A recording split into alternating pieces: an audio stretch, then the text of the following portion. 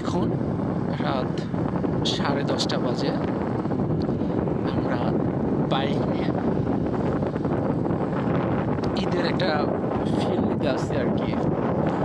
যদিও দেশে নাই, বিদেশে, বিদেশ বলতে চায়নাতে ঈদ মানে কি বলবো আর, একেবারে জঘন্যতম একটা সময়। যদিও এবার ঈদটা শনিবারে পড়ছে, যার কারণে আমরা ছুটি পাইছি, মানে সাপ্তাহিক ছুটি শনি এবং রবিবার থাকে, যার কারণে ছুটিটা পাইছি।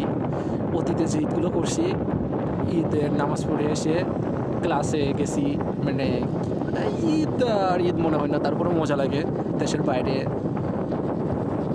তো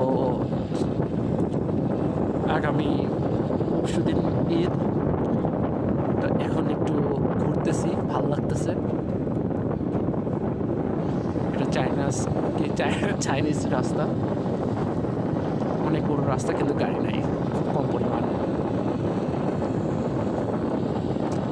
বাইক চালাচ্ছে আমার ফ্রেন্ড নাজমুল।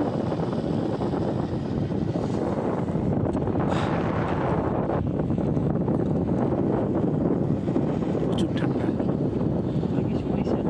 হ্যাঁ, সরিষা ক্ষেত, এই যে রাত্রে সরিষা ক্ষেত কত সুন্দর লাগে দেখেন। একটা বিষয় কি, চায়নাতে প্রচুর লাইটিং সিস্টেম থাকে,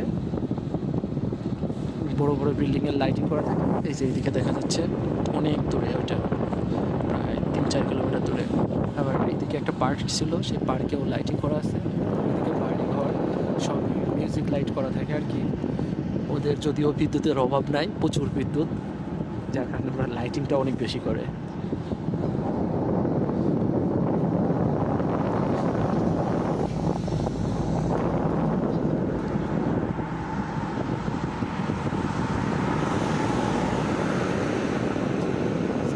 গম, বাংলাদেশে গম কাটার সময় আছে, আর এখানে গম শুধুমাত্র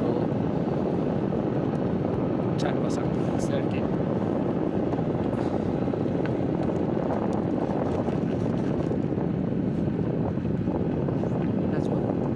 ওই জায়গা মনে করো যে হয়েছে, ওইটা পার্কের মধ্যে না, যাবা ওখানে?